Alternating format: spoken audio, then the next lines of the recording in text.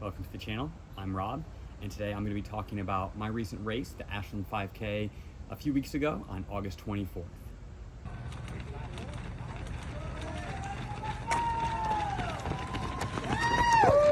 Come on, Ty. I ran a really good race. I ended up with a new PR of 15:20. I think what's really remarkable about that time is that just a few weeks before in DC, I ran a 15:44 at the Tracksmith Twilight 5K 5000 up in this, that was in DC at Catholic University. So just a few weeks out, I was able to drop almost 25 seconds off my time. And there are a few things that went into that, and I want to talk about that, why I think I was able to drop that much time in such a short period. And then also just kind of my training that I'd like to highlight some of the training that I did leading up into that 5K. I really focused up until this point on the longer distances, specifically the marathon, but also some half marathons. So this was a different type of training, and I'm really excited to tell you about what I thought worked really well, some of the workouts, the type of workouts that allowed me to hit a new PR, and share some tips that maybe will help you reach a new PR for yourself as well. Leading into Ashland, I started a 10-week build leading into really kind of the Tracksmith 5000. That was, and then into Ashland, but Ashland was the goal, I guess, 5K race here. But this was coming off the back of a bit of a rest period following the Boston Marathon in April. So I ran that race, ended up with a 2:37. I'll talk more about that in another one, but spent the next couple weeks after that as just down weeks, letting my body recover, running a little bit, but not paying attention to pace or intensity, just keeping everything really easy, allowing my body to get back into a good position before I started hitting the track and doing some of the faster stuff that I need to be able to incorporate in my training to hit a new PR for the 5K. So over that 10 weeks, a few things were different than what I've done in previous builds for the longer distance type of races. So one is just, I'll hit on, is the weekly mileage. So typically, at least leading up into Houston and Boston, I'm averaging probably close to 90 miles a week. And that fluctuated a lot, anywhere really between, let's say, 50 miles, and I think I peaked at maybe 110 in those blocks, but really just kind of based on life and work. At that time, I was in investment banking and working some pretty crazy hours. So, I was able to just really get run as much as I could, while still trying to sleep and take care of all the other things that you need to be able to recover well. So my mileage varied a lot in those previous weeks, but I was closer to the 100 mile a week mark. And then going into 5K training, I dropped that down pretty considerably to about 50 to 60 miles a week. Now, again, I'd like to probably have had that closer to 70 miles a week, but again, given my circumstances where I was really busy at work and also was in the process of moving, it was really difficult to hit those numbers. But in trading that volume that I have for the marathon, I did increase the amount of intensity. So typically I would do maybe one speed workout and a tempo or kind of steady state run and a long run. For the 5K, I was doing really 2 speed workouts a week. The mileage in between wasn't as much. So I was doing maybe a double of, let's say, 8 or 10 miles in the morning, and I'd get out and again in the evening for another 4 or 5 miles. Here I was doing either singles, so I'd go out there and just do 8 miles and a run, or I would do 2 shorter doubles, maybe 6 and 4, to keep it to 10 miles or under. So really just reducing the volume. So I was able to take off, let's say, 10 or 20%, looking at 10 or 20 miles less per week. And then beyond that, the sessions that I was having, the long runs were shorter. The long runs were, let's say, 12 to 15 miles mostly, but I was throwing in some faster paced miles in there or some steady state. But one of the key difference, I think, that also really helped me get faster, improve the leg turnover, and just hit some speeds and some pace that I really wasn't comfortable or wasn't able to do previously. And that was a lot of the shorter stuff on a track. So this was really my first block where I was actually going out to a track and hitting some faster speeds. So a lot of 400-meter repeats on relatively short rest. In the beginning of the build, it was closer to, let's say, 90 seconds to 2 minutes, but as I got more fit, the pace stayed around the same. A lot of those I was doing, sub 5, let's say 440 to 5 minute pace, for, and then, for a 400, and then I drop that, the recovery down to, let's say, 60 seconds. And I would do anywhere between, depending on the week, between 8 and, let's say, 16 of those repeats. A lot of times I'd also throw strides in at the end, so really getting that speed up, trying to get as close to 4-minute flat as I could, but maybe only holding that for 20 or 30 seconds. So again, really focusing on that leg turnover. I also did a lot of other type of speed workouts, but again, this was short, just repeats. So thinking, 800-meter repeats. I did a lot of 1,000-meter repeats. Say, 5, 6, 7, 8,000, 1,000-meter repeats on maybe a 30, maybe a 30-second or 1-minute jog. Some of them were a little longer if I was going faster. And with each one of those, the longer distances, I would typically just slow it down a little bit. So if I'm doing a 400 at, let's say, 5 flat, when I get up to 800, I might be putting that at 510. A 1,000-meter repeat, I might be closer to 515. But as I was getting more comfortable, I was starting to hit paces a little bit easier. I started, trying to really run as fast as I could while still staying smooth, still staying in control. I didn't want to race these workouts, but I did want to push myself. I wanted to see what I could do, knowing that's where I'd really, find that next level. I raced the Tracksmith 5000, Twilight 5000 at the end of July 31st. So, during that race, I ran a 15:44, which was a new PR for me, and I was, pretty happy with that time. I don't think I really was maybe running at my fittest, but this was also coming off of a few tough weeks at work, where I really wasn't getting a lot of sleep. So I just honestly think that physically my body wasn't in optimal shape. The next week, actually, I had laser eye surgery. So I had no activity for 3, maybe 4 days where I couldn't run or bike or really do anything. So at least for me, that's one of the hardest things, just to be still. A day or two goes by where I'm not able to be active, and I start to get very almost anxious, right? So it's quite challenging. So after 4 days, I was able to finally get back into it. But that week was almost a forced deload week. So I was able to get a couple runs in, but even upon returning, I couldn't really do anything really intense for a few days. So, for about a week, it was, 3 days off, and then just a nice easy recovery, some easy recovery runs leading back up into a build. I had Ashland on the calendar, so at that point, let's say it was about 10 days out. But this was also the time that I just had gotten accepted into the Wineglass Marathon and received an elite bib. And that was the turnaround for us pretty quick. That's October 6th.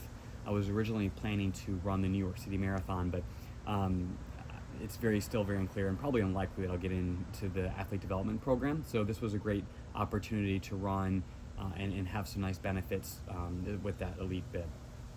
But anyway, getting back to the main point, because I only had an 8-week time period from that day until Wineglass, I almost used those next 2 weeks as kind of hybrid training. So before, where I was running that lower volume, lower mileage, 60 miles per week or so, I bumped that up. The next week I did just under 105 miles in a week. A lot of it was still pretty easy. I just extended those doubles and some of the other runs, adding a little bit longer warm up and a little bit longer cool down, just a mile or two here and there. But over the course of the week, I was able to get that mileage up pretty high, and then also increasing the length of my long run to 18, 20 miles. But I still kept in the speed workouts. So, the first week I did 16 by 400 meter repeats. So even though I had the higher volume, I still went out and gave it a really strong effort, making sure that I wasn't losing that leg turnover despite adding the additional volume. And then on race week, again, my focus was shifting more towards marathon prep and Wineglass, but I still wanted to have a really good result. Competitive, and I wanted to see what I could do. I was also starting to feel a little bit better. I was sleeping better, and physically just was in a better place. So I was getting excited for the race. I had another workout during the week, and then just kept running, continued to keep my mileage up. That week, actually, during race week, I ran just under 110 miles per week on that week. But the race was on Saturday. A lot of that mileage came from the long run the next morning. I think I ran maybe 20 or 22 on Sunday. But on Saturday was the race. I woke up, went out, I felt completely different, really strong, energized. My legs felt fairly fresh, which I wasn't expecting, especially given the increase in volume. But I felt good, and so when I got out there, I was ready to go. The From the beginning of the race, it started pretty competitive. There was a group of runners who all went out pretty fast. I probably went out a little faster than I intended off the line, but it was quick. Let's say for the first 200, 300 meters, we were all probably running close to low fours, low 4 minute pace, and then I didn't want to look back, wanted to keep my head down and keep going forward, making sure that I was able to sustain the lead and hopefully at that point create a bit of a gap.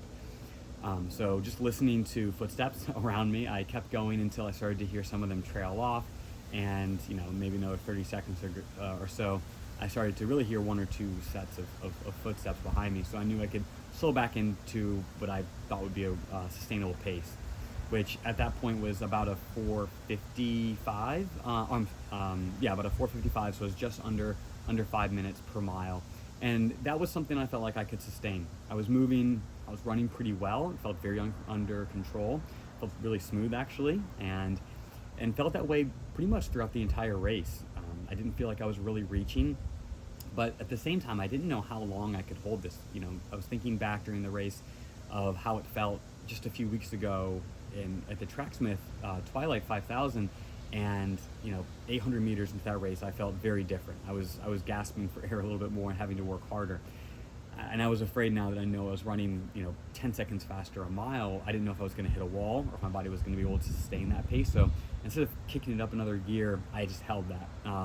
And then knowing that, let's say 800 meters out of it, when I was getting closer to the finish, I could hit the gas and pick up the pace a little bit.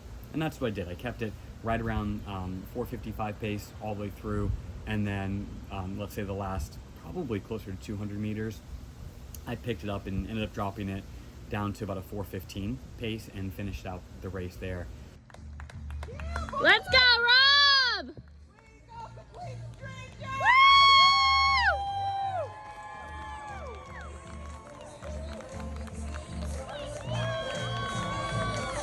My final time, like I said before, was 15:20, so new PR, and I finished first and had a pretty good gap over the rest of the field.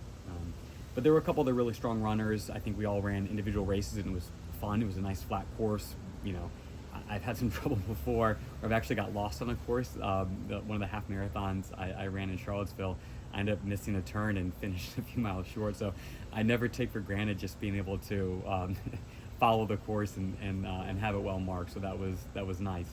So it was an overall great race. I think it was organized really well, and it's always nice to get out there and run a time that you feel is indicative of your fitness, which I think happened here. And if anything, maybe this may be just the competitive athlete myself, but I can't help but wonder if I could have pushed a little bit more. My max heart rate, or my average heart rate on each one of the miles was around 170, and my max heart rate's in the low 180s. So there was definitely more to give during that time. But again, understanding there was kind of a bigger goal there with the Wine Glass Marathon at this point, 6 weeks out.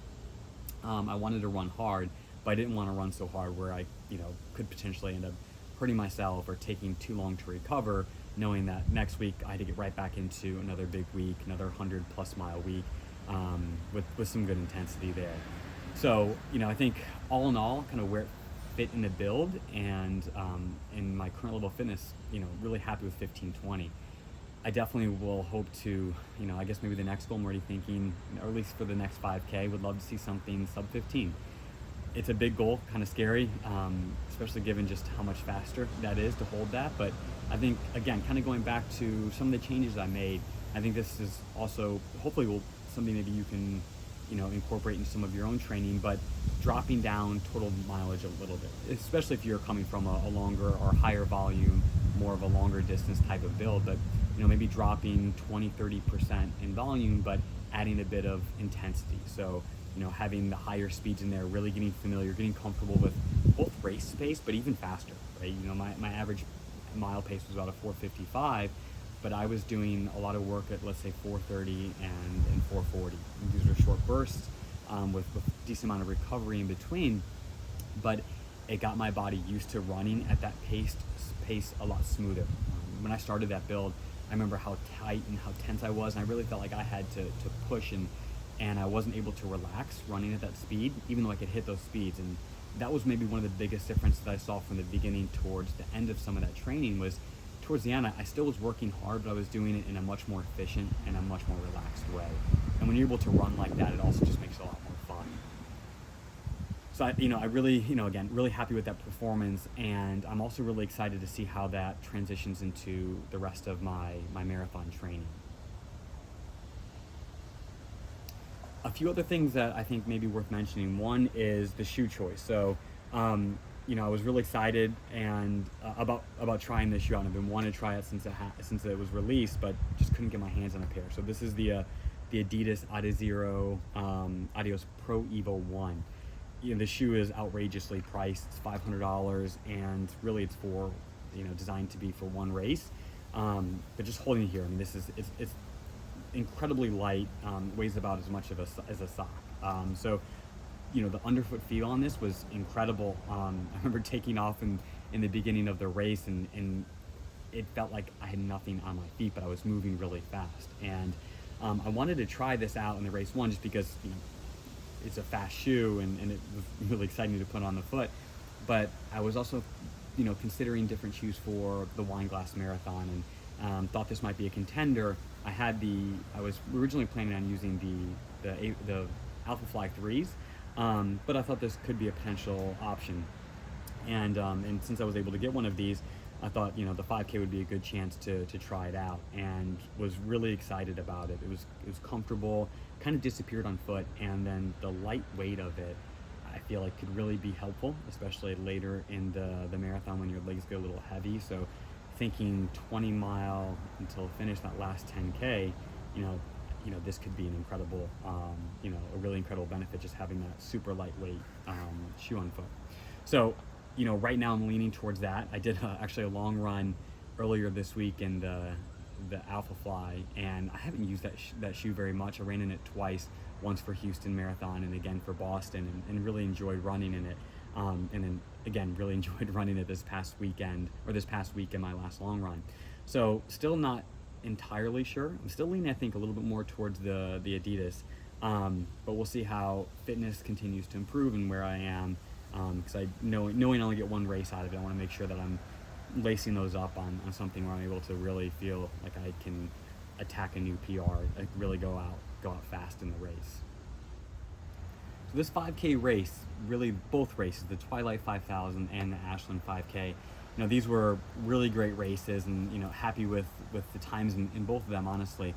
But I think, again, looking bigger picture, I'm really excited for doing a speed block. This is the first time I've done a speed block in leading up and into a marathon build. Shorter marathon build of only 8 weeks, but I think, going from the speed and really working still pretty hard, and then transition immediately, I think is really going to pay dividends as I step onto course on race day. And the first couple runs I've had were a bit challenging because I was used to running shorter distances. So the repeats, anything, doing 2-3 mile or longer repeats were definitely a struggle. I think my body is adapted pretty quickly aerobically. I have the strength and the speed from the 5K, and I'm hoping that will continue to progress as I build in some more long runs and a few more of these longer tempo style threshold type of workouts. But I'll talk more about how my training's been going, what it's, kind of what it's looked like the last couple weeks. And then I'm also running a half marathon this weekend on September 15th. So that's the Sunday, and that's the DC half. Really looking forward to this one. I think in a previous video, I mentioned that I might go out at a kind of goal marathon pace and then maybe pick it up a little at the end. My plan has changed a little bit. I'm actually planning to attack this one. I'm not going to give it 100% and treat this as a target race and not tapering, but I am going to go out and try to at least hit a new PR. My PR right now is 1:10:51, so would love to see something under 1:10. And again, not quite sure how much faster I'd like to go than that, but if I can keep my pace right around 5:20, between 5:15 and 5:20, I can do that, and I think I can still still recover pretty quickly because I need probably 1 or 2 more good weeks before I start to taper going into wine glass. But I'll do another race recap. I'll catch you up on how my training's been going. Talk about a few key sessions I've had. Had a couple good ones where I've really felt the difference in the week or two afterwards. So building on some really good fitness. This weekend's going to be exciting. Good test to see where I am running something longer, very different than the 5K, and will hopefully give me a good idea of what kind of pace I'll be running going into wine glass. So thanks for watching, and I look forward to talking to you all in the next one.